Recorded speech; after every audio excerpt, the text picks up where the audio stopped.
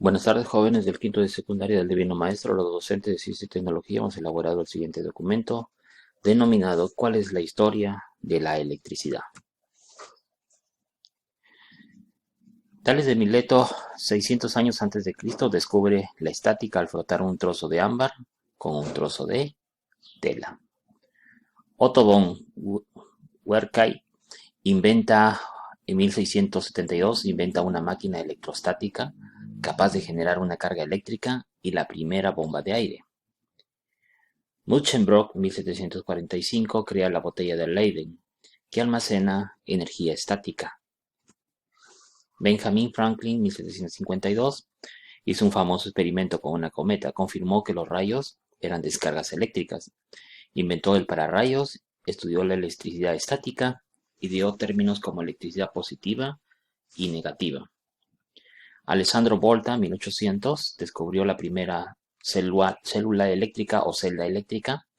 Inventó la batería mediante la conexión de varias de esas células o celdas eléctricas y también dio el nombre de la unidad de fuerza motriz que lleva su nombre denominado en este caso voltio en su honor. Hans Hoster descubre el electromagnetismo y con ello la relación de la electricidad y el magnetismo. Michael Faraday, 1821, estudió el electromagnetismo, creó una corriente eléctrica con un imán en movimiento sobre un tubo de cobre, sentó las bases de la generación de la electricidad, descubrió las bases del motor eléctrico y la unidad de capacidad eléctrica se denomina en su honor faradio. George Ohm, 1826, formula la ley de las corrientes eléctricas definiendo la relación entre la tensión y la corriente. Joseph Henry, 1830, descubre el principio de la inducción electromagnética, fabricando el primer motor eléctrico funcional por medio de una batería. Thomas Alva Edison, 1879, avanzó el desarrollo de las bombillas incandescentes duraderas, ¿no? Los focos. Creó la primera planta generadora de energía eléctrica. Fue el inventor prolífico que registró más de 1000 patentes en Estados Unidos y el mundo. Nikola Tesla, en 1920, creó el sistema de corriente alterna. Descubrió el campo magnético rotatorio. Posibilitó que la electricidad generada en plantas pudiera ser transportada a cientos de kilómetros. Vladimir Zworykin, 1823, crea el televisor en blanco y negro. La electricidad en casa, instalación eléctrica. En las casas también existe un cuadro eléctrico con interruptores de seguridad que permite controlar la energía eléctrica que circula en la casa. Tenemos los diferentes tipos de interruptores. Interruptor general automático, IGA. Sirve para controlar la corriente en toda la casa.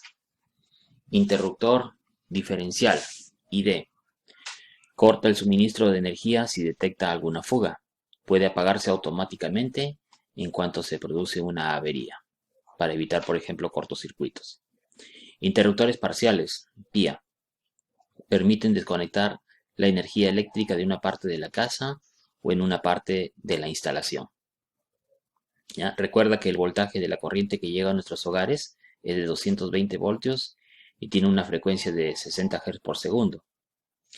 Si se requiere utilizar un aparato eléctrico que funcione a 120 voltios, se tendrá que emplear un aparatito que se denomina el transformador para convertir justamente esa corriente de 220 voltios a 120 voltios. Recuerda también que la electricidad que manejamos en casa tiene un voltaje muy superior al de una pila. Una descarga de esa electricidad en nuestro cuerpo puede producirnos graves daños. Por eso es necesario cumplir una serie de normas de seguridad en el manejo de la instalación y los aparatos eléctricos. Ya por eso es importante que reflexiones qué medidas de seguridad debes de tener en cuenta para evitar dichos accidentes. Acá tenemos una casa, ¿sí? Y acá tenemos justamente el cuadro de interruptor, el cuadro eléctrico, ¿no? Acá tenemos el interruptor general automático, ¿no? Tenemos también interruptores parciales para cortar en determinadas zonas de la casa la corriente e interruptor diferencial para cortar, por ejemplo, la corriente cuando existe algún tipo de cortocircuito. La energía eléctrica, producción de electricidad. La energía eléctrica se produce mediante la transformación de otros tipos de energía, por ejemplo, energía química, radiante o luminosa y energía mecánica. Entonces la energía química lo podemos transformar en energía eléctrica. Esta transformación tiene lugar en las pilas y en las baterías, como resultado de reacciones químicas que se producen en el interior de ellas se genera una corriente eléctrica continua. Energía luminosa transformada en energía eléctrica. La conversión de energía luminosa o radiante en energía eléctrica se realiza en las células o celdas fotovoltaicas. Al incidir luz sobre ellas, liberan energía eléctrica de baja potencia en forma de corriente continua, ¿no? Como lo tenemos acá en este dibujo, ¿no? Viene la luz del sol y se genera acá corriente eléctrica continua. En el caso de las pilas, ¿no es cierto? Mediante reacciones químicas que suceden en ellas, se genera una corriente eléctrica también continua.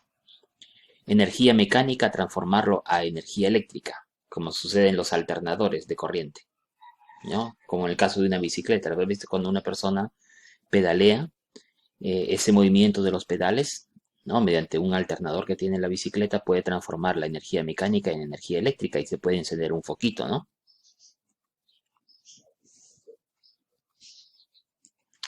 Bueno, acá tenemos de manera general cómo se produce la energía eléctrica para las casas, para los domicilios, ¿no? Mediante una central hidroeléctrica. El agua, ¿no es cierto?, en un embalse va a caer a una gran velocidad y esto mueve unas paletas que hacen que se mueva una turbina.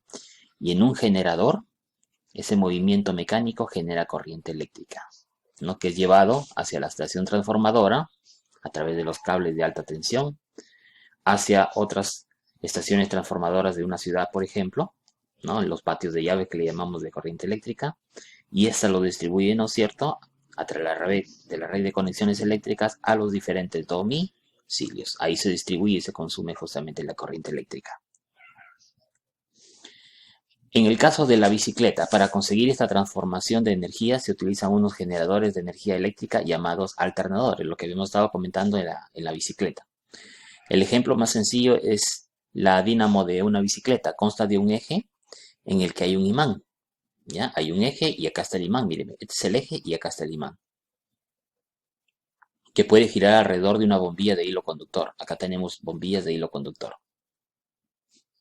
Cuando el imán gira, ¿sí?, producto del movimiento, se produce una corriente que se transmite de energía eléctrica, justamente, ¿no es cierto?, a través de estos hilos conductores hacia la lámpara. Y la lámpara se va a encender.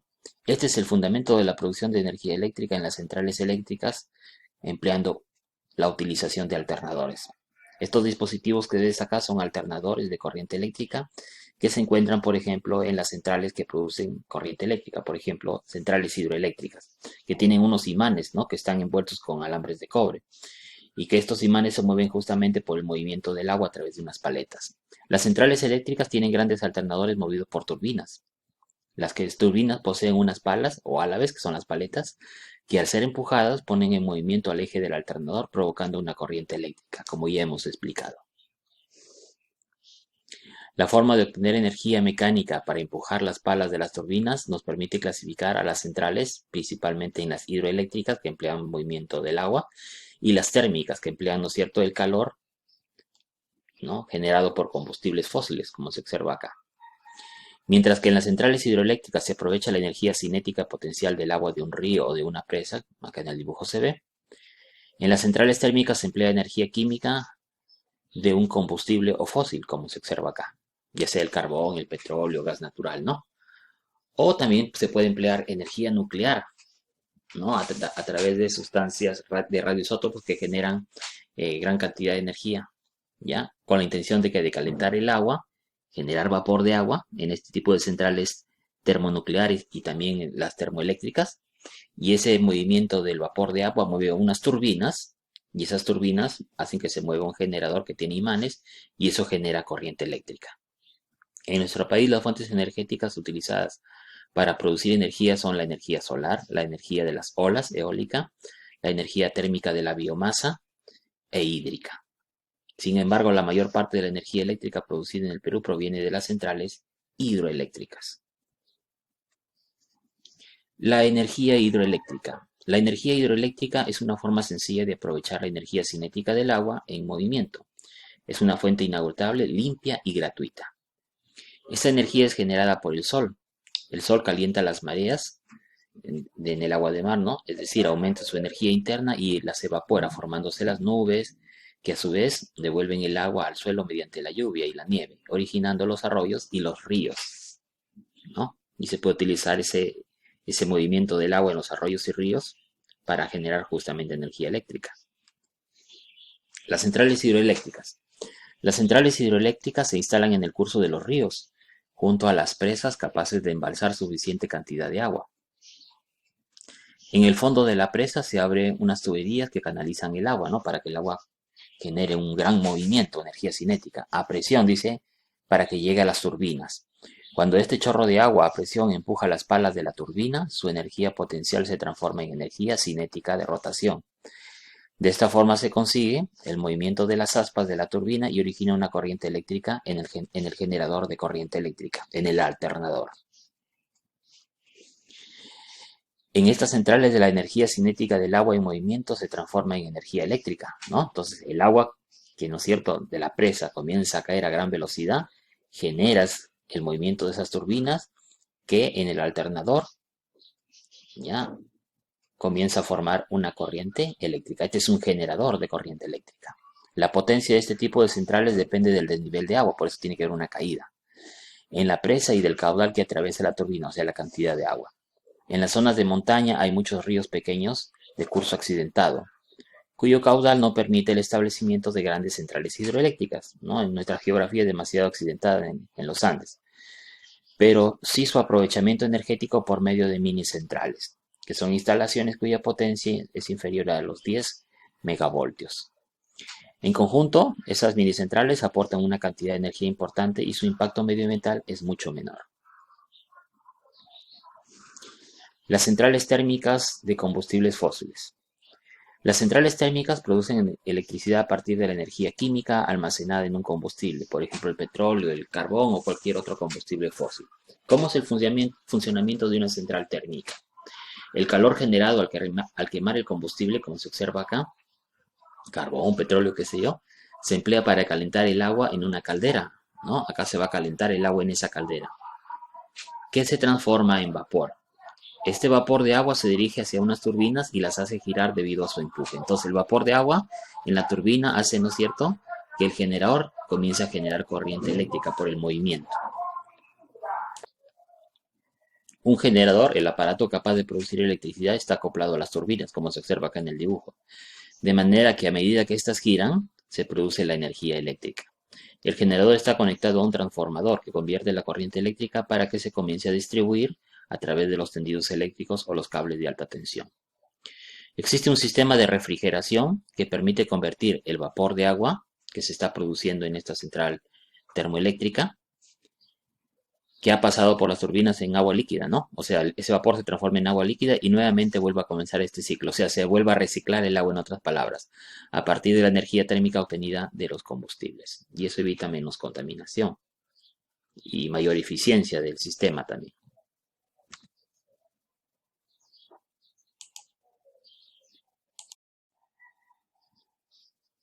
Bueno, acá tenemos el quemador, donde se quema el combustible fósil y calienta lógicamente al agua.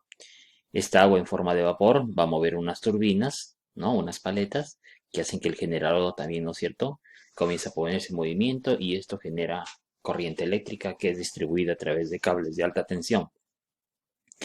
Ese vapor de agua nuevamente puede ser llevado a refrigerar y reutilizarse esa agua para que el sistema, ¿no es cierto?, sea más eficiente.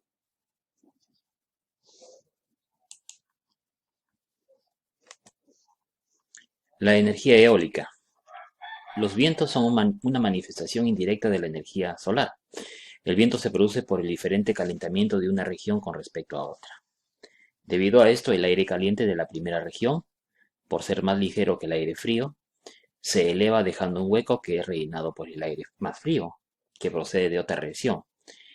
El aire frío en su desplazamiento es lo que nosotros vamos a conocer como el viento. Entonces el viento sería el desplazamiento del aire, ¿no? La energía eólica es inagotable, o sea, la energía del aire, de los vientos, perdón. Es gratuita y no contamina, pero presenta el inconveniente de que es intermitente, o sea, el movimiento del aire, el viento, no es igual en todo el día, en diferentes épocas del año, ¿no? Va cambiando. Además, la energía que transportan los vientos es mucho menor que la irradiada por el sol, ya o sea, es menos eficiente. No obstante, la mejora en el diseño de los aerogeneradores, que son los que se encuentran en la foto, han hecho que la eólica sea la energía renovable que ha experimentado un mayor crecimiento en los últimos años, multiplicando por 12 la capacidad de obtención de energía por este medio en todo el mundo. O sea, se ha mejorado su eficiencia. Las centrales eólicas. En las centrales eólicas se aprovecha la energía del viento, o sea, el movimiento del viento, la cual se transforma en energía eléctrica en unos aparatos llamados aerogeneradores, ¿no? Este que está acá, ¿no es cierto? Se denomina un aerogenerador. Acá, ¿no es cierto? El movimiento de estas palas de este sistema va a generar el movimiento justamente de las turbinas que generan la corriente eléctrica, ¿no? De estos molinos de aire, en otras palabras. El viento mueve las aspas del molino y este movimiento se transmite mediante una serie de engranajes a un generador eléctrico. El mayor inconveniente de estas instalaciones es el fuerte condicionante geográfico. ¿Ya? Las centrales eólicas solo son rentables en zonas en las que el viento es intenso, con regularidad. Por ejemplo, tenemos en Chiclayo y Paracas. La energía solar. Las fuentes de energía no convencionales, como la energía solar, no suponen aún un aporte especial de energía para el consumo en países industrializados, debido a su escasez o por no estar tecnológicamente desarrollados. El sol es la principal fuente de energía sobre la Tierra. Las plantas elaboran su alimento a partir de sustancias minerales y la luz solar. Los animales se alimentan de las plantas o de animales que a su vez se alimentan de plantas. Sin el sol no podría existir la vida sobre nuestro planeta. La energía solar es inagotable, es gratuita y es limpia, pero tiene el inconveniente de que es intermitente. Hay días donde no hay mucha cantidad de luz, ¿no? Y la luz solamente lo tenemos en el día, no en la noche. Bueno, las noches y los días son nublados y los días nublados impiden tener justamente esa energía solar durante ese tiempo. La energía solar es cada vez más utilizada en nuestro país como alternativa de ahorro energético para proveer energía eléctrica a lugares donde no está disponible. En el caso del Ministerio de Energía y Minas, firmó un contrato en el año 2015 para que se instalen alrededor de 150.000 paneles solares en más de 15.000 localidades. Se espera que la totalidad de paneles se instale y beneficie a dichas poblaciones. Las centrales eléctricas solares. El Sol es como un gran reactor nuclear. En su interior se producen reacciones de fusión nuclear que liberan gran cantidad de energía. La energía irradiada que llega a la Tierra es aprovechada de dos formas básicas. Aprovechamiento térmico. La energía solar se recoge en espejos y se transmite a un fluido que aumenta su temperatura. Ya lo vamos a ver en un dibujo posteriormente. Aprovechamiento fotovoltaico. Las celdas o células fotovoltaicas son dispositivos que convierten la luz que reciben en energía eléctrica, como se observa acá, ¿no? Entonces la luz del sol llega a la celda y ahí se generan electrones. Esos electrones, ¿no?, generan un flujo de corriente continua, o sea, energía eléctrica. Para ello se utilizan materiales semiconductores, por ejemplo, silicio o germanio, que consiguen la conversión directa de energía luminosa en energía eléctrica. La energía solar se recoge sobre un panel solar. La irradiación hace que se produzca una corriente eléctrica dentro del semiconductor. Esta corriente eléctrica ya puede ser almacenada en una batería, como en el caso de los automóviles, o puede ser transportada mediante hilos conductores al lugar donde se va a utilizar.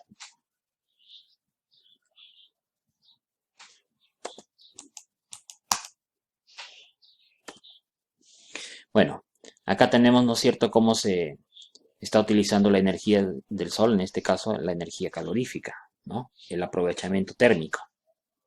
Miren, los rayos del sol se llevan, ¿no es cierto?, mediante una especie de heliostatos, que son espejos, ¿no?, para que calienten unas tuberías que tienen agua. Y esta agua caliente, ¿sí?, en forma de vapor, se va, ¿no es cierto?, a dirigir a mover unas turbinas, ¿ya? Estas turbinas, lógicamente, generan la corriente eléctrica en el generador. que es un alternador, ¿no? Y se obtiene energía alterna en este caso. Otras energías alternativas, las corrientes marinas, tienen un origen muy parecido al de los vientos. En determinadas zonas oceánicas del globo terráqueo inciden los rayos solares más perpendicularmente que en otras. Esto hace que grandes masas de agua sufran un gran calentamiento, mientras que otras aguas permanecen frías. En el mar, el agua calentada en una zona asciende a la superficie y es reemplazada por agua fría de otras regiones, que al trasladarse origina un verdadero río de agua salada en mitad del océano. Muy parecido a los vientos, ¿no?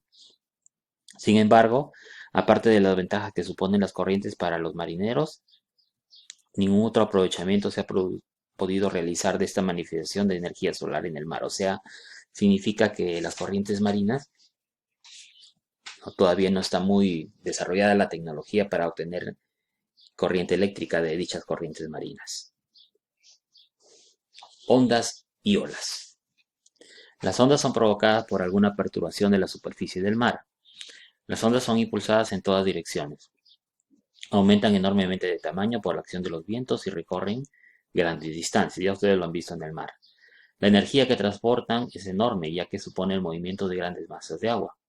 Para aprovechar esta energía se utilizan unos flotadores que oscilan por acción de las ondas, y en una turbina se genera la energía eléctrica. Las olas son producidas por la acción de los vientos, fundamentalmente de las brisas que soplan en las regiones costeras.